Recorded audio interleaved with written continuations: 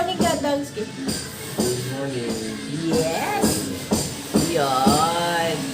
Ayan. Masaya yan. Nakagala na naman siya kahapon. Nagpunta kami ng Holy Cross and sa Uyo. So, ayan. Nakagala yan kahapon. Maghapon, nasa labas siya, nasa galaan. So, doon kami nag-walking sa Holy Cross. Sa Holy Cross kahapon, ang dami ng tao, guys. Kung mapapanood yung aking vlog. Ayan, ang daming tao na sa Holy Cross. Tapos, wala pa silang mga street light. Tinanggal nila kasi siguro hindi pa sila allowed na overnight doon sa Holy Cross. So, okay lang, asaya, ang dami namin doon sa Holy Cross, kumating yung mga buong kapatid ni Rick. So, mag-walking muna tayo.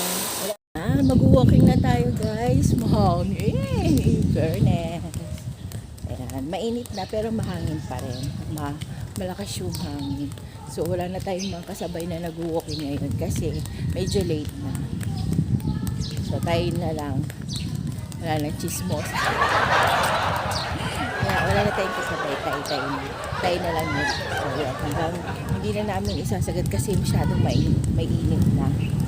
Hello mga ka-chabbers! Ayan, kagaya nung na-promise ko nung last vlog ko, ayan, meron tayong project. Kaya, kung nare-remember ninyo, naghahanap ako ng kawayan noon. Kaya hindi tayo nakakuha ng kawayan kasi nga, medyo mataas yung mga kawayan doon sa trip na kukuhanan sana natin.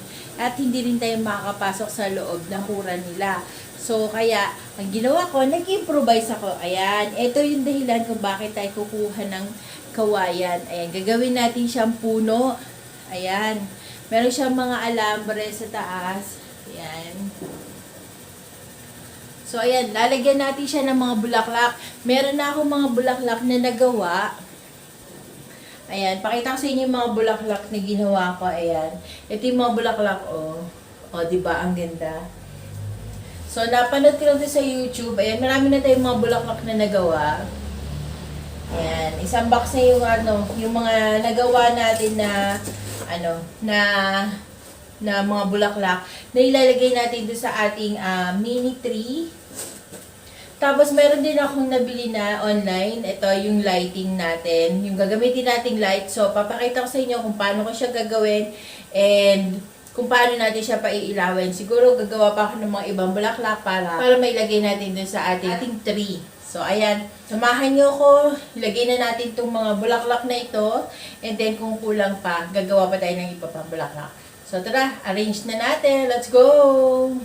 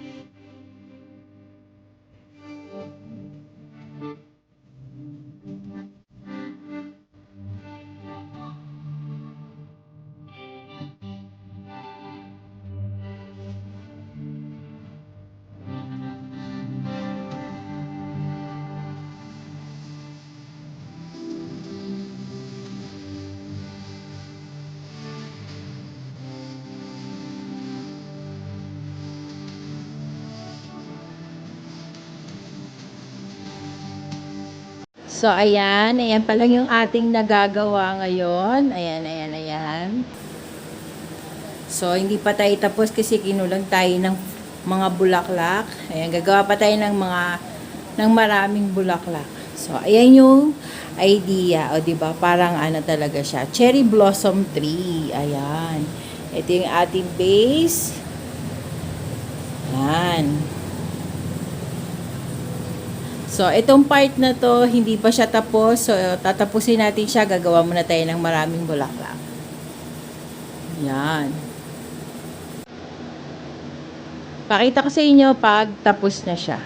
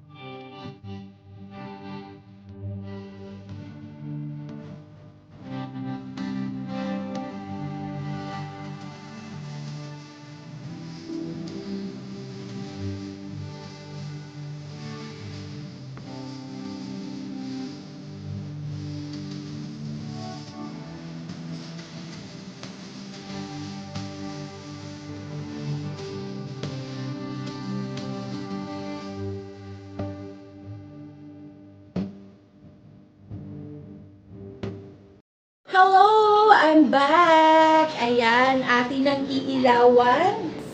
Ayan, ang ating DIY cherry blossom tree. So, ayan. So, ayan, iilawan na natin siya.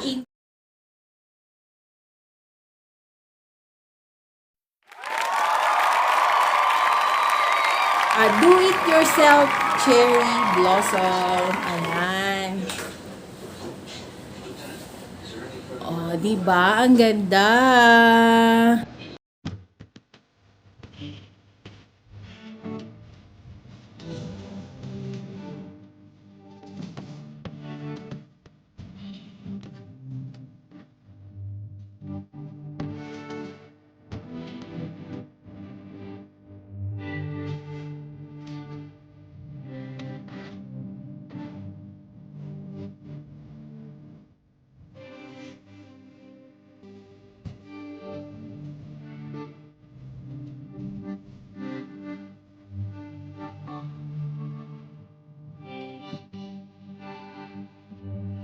Ayan guys, nakita niyo na ang ating do-it-yourself cherry blossom tree na ginawa ko. Ayan, sana yung nagustuhan ninyo and nagkaroon kayo ng mga idea kung paano gumawa ng sarili nyong version ng cherry blossom tree. So, ayan, binili ka lang yung mga lights niya. Ayan, kung may mga lights pa yan. Ayan. Binili ko lang yan sa Shopee kasi medyo mahal, expensive ang mga cherry blossom na mga stick na yung mga gawa ng ganito. So, naggawa ko ng sarili kong idea, nag-create ako para meron din naman ako cherry blossom tree sa ating bahay.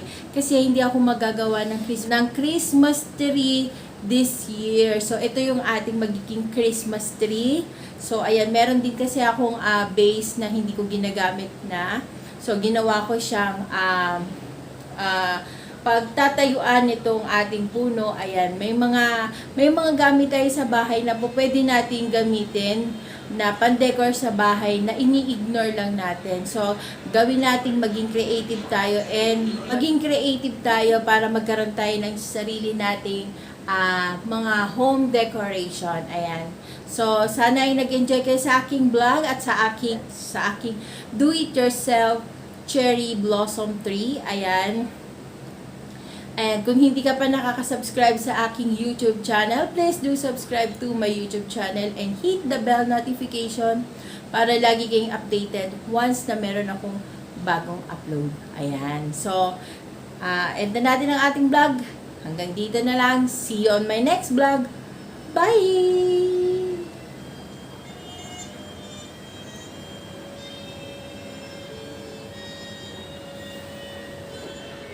You're shaping me up.